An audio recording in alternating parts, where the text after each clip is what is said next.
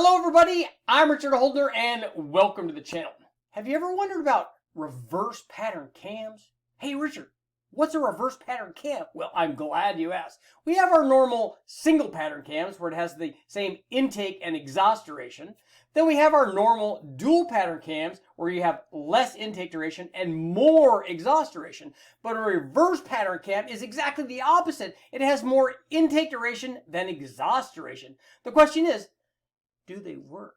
In this video, we're going to take a look at a comparison I did between a typical dual pattern camshaft and then a reverse dual pattern camshaft, meaning on one camshaft we had less intake duration and more exhaust duration, and the opposite of that, we had more intake duration and less exhaust duration. So which one of those is better, and then which of them works better under boost? For this test, I wanted to illustrate why I very rarely recommend reverse pattern cams on these. And for those of the guys that don't understand, you have basically single pattern, dual pattern, and reverse pattern cams. So on a single pattern, the intake and exhaust lift is the same, the intake and exhaust duration is the same, and then you have your lobe separation angle. On a dual pattern cam, typically what we'll see is it will have less intake and more exhaust lift, less intake and more exhaust duration, and then your lobe separation will be whatever that is.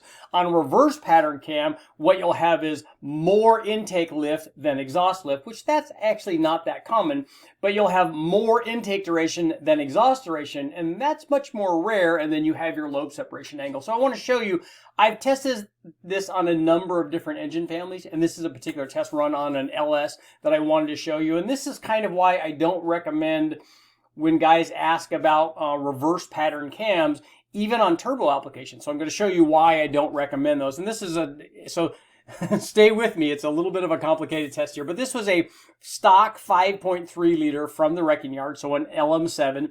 It had a dish piston. It had 706 heads. We had valve springs in this. We ran this with the truck manifold, and we ran this with long tube headers, 1 3/4 headers. We had mufflers on it. We even mentioned the idle vacuum there with the stock cam, with the stock LM7 cam, which is pretty mild. And so over 22 inches of idle vacuum gives you an idea how mild the stock camshaft is. So basically just your bone stock 5.3 with valve springs in it. And we used the stock cam to illustrate what's going on. And then I'll show you what happened. We installed in this particular test, this was a little crane cam. And you can see we picked up power. It did well. Let's see, that's our test description here. So the crane cam was a small one. It was 502 lift, both on the intake and the exhaust. It was single pattern on the lift, but the duration was a dual pattern duration. It was 200 degrees on the intake and 208 on the exhaust, and it had a 115 LSA, and it might have had some advance, and I didn't note that on the test. And we see when I go back and look at the test notes, and I actually went back to review this when we were doing lots of truck cam testing, and I was looking at actually the temperature of this. So it looks like the crane cam was run a little bit colder than the stock cam was, which is why we probably see a difference down low. That will alter the power down low much more than it will at the top. But I think that there's a little bit of discrepancy down low on this camshaft. But I'm really wanting to just show you what's going on with single pattern versus dual pattern cams here. And so if we look at this typical kind of dual pattern cam, this is fairly mild. We went from 343 horsepower and 379 foot-pounds of torque with this particular 5 liter. It was not quite, didn't do quite as well as most of them that we get. I think that this one was kind of tired and worn out a little bit. But when we put our new camshaft in there, our dual pattern cam, the peak power jumped up to 380 horsepower, and peak torque was up to 401 foot-pounds of torque. And you see, we kind of gained power through the whole curve. But now I want to show you what happens when we ran a reverse pattern cam, and I ran it on another 5 liter, but keep these numbers in mind. So we went from 344 to 380 horsepower. So now let's take a look at the reverse pattern cam. Now we'll take a look at part 2 of our test, and we'll take a look at the effect of a reverse pattern cam. In fact, after running that, what was essentially a 208 degree duration camshaft, a fairly mild one on the first combination, I got on a got on the phone and called the guys at Crane Cam and said, you know what, I want to try, because we ran a 200 and a 200, we ran a 200 and a 208. Now I want to try a 208 200. I want to do the reverse pattern cam because I know that's the ultra cool trick. And they said, that's not a good idea and you shouldn't do that, but we'll do that for you so that you can find out and then eventually show that that's not a good idea. And that's exactly what happened. So, but I had to run it on another test motor because this happened way later. So I ran it on another 5.3 liter. This particular one, again, was another Wrecking Yard 5.3 liter, but it started out making more power. It was a stock 5.3, 706 heads. It had valve springs in it. We had the same 1 3/4 headers. Again, stock truck manifold, stock throttle body, all that stuff.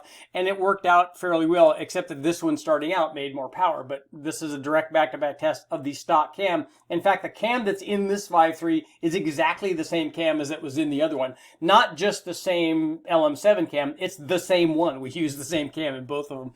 So run in stock trim on this particular motor, which seemed to have, I don't know, maybe better sealing or something.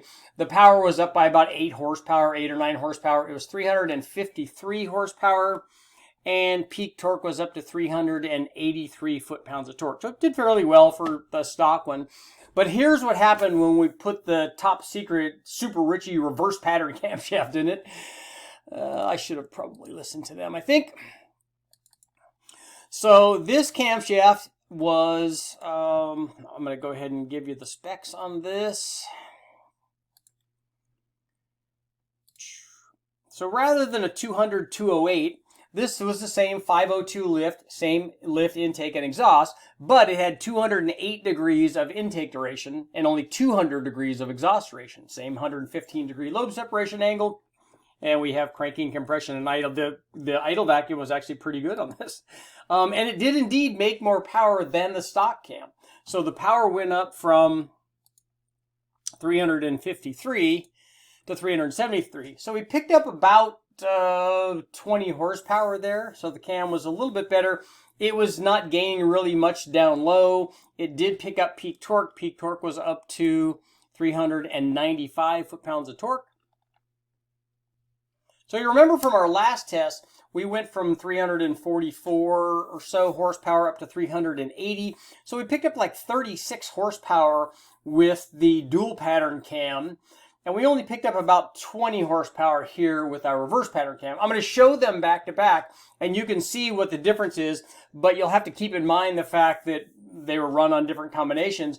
And actually, this motor, if anything, started out with quite a bit more power. It started out with 8 or 9 more horsepower. But even with that, this reverse pattern cam would end up making a lot less power. So we'll go ahead and talk about that. Let's check it out. So here's why I don't normally recommend a reverse pattern cam, either for an NA or even a boosted application, because as we know, whatever happens NA, we kind of get multiplied under boost, and that would just make things worse if you make less power. And that's exactly what happened here. And there's a little bit to talk about here. So this was our reverse pattern cam. So this is a 208, 200 degree duration at 50. And here was our camshaft that we ran on our other 5 liter. That was a 200-208 camshaft, and you can see the 200-208, which is in red here, makes more power everywhere than the 208-200 camshaft.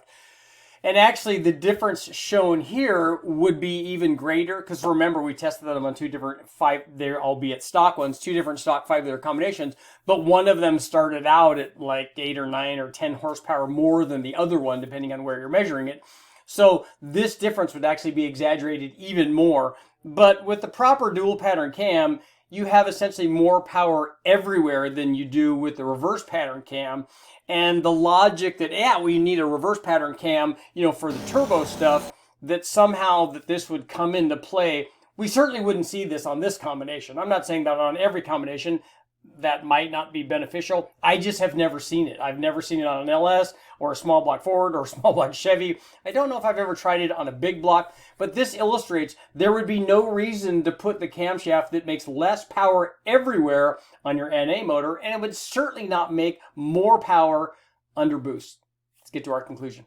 Okay, guys, what do we learn about reverse pattern camshafts? Yay or nay? Well, here's the thing. I've run this test, as I said, 3 or 4 different times now, and every time that I do it, and it may be specific to those exact camshafts that I'm testing, on the exact combinations that I'm testing them on, but every time I run them, this is what happens. They just make less power than either a single pattern cam of similar duration or of a typical dual pattern cam where we have more exhaust duration than we have intake duration. Now, obviously, that's not the whole story. You need to look at valve events, yada, yada, yada. But for most guys, when you look at these camshafts, they're looking at lift and duration and lobe separation angle. And we do these kind of off-the-shelf cams, although the 208 200 camshaft was not an off-the-shelf piece. They had to actually make that custom for me. But when we did this, like I said, it just made less power everywhere. And so the question is, well, yeah, but what about when you add boost? It's totally going to change, right? You didn't run boost, so you don't know what the answer is. And yes, I know what the answer is. If you add boost to this, actually the thing is going to get even worse because it's going to make less power at every pound of boost, and the differences there might even be multiplied. So if anything, it's probably going to be worse when we add a turbo. The response rate definitely going to be less, and it's definitely going to make less power. Now again, this test is not universal, and it's not going to say that you can never run a reverse pattern cam. It's just that I have not found one that I would run in place of a typical camshaft. I'm Richard Holden. Make sure to like, share, subscribe, ring the bell, do all that stuff. I'll keep testing.